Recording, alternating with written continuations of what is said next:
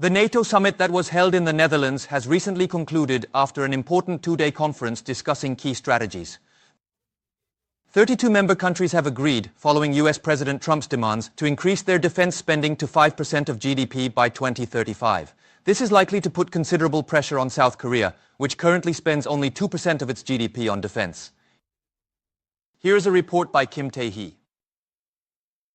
The 32 member nations of NATO have come together and officially agreed to allocate 5% of their GDP to defense spending by the year 2035. The 5% includes 3.5% for direct military expenses like weapons purchases and 1.5% for indirect costs like infrastructure development, more than doubling the current GDP allocation.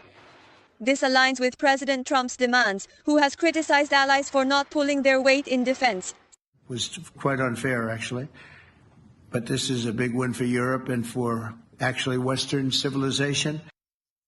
Spain was the only country given an exception due to financial burdens, but President Trump expressed dissatisfaction and pressured Spain to pay more. The next target for increased defense spending is likely to be Asia, particularly South Korea. U.S. Defense Secretary Hegseth has emphasized on numerous occasions that many of our Asian allies are not allocating sufficient funding for their defense budgets.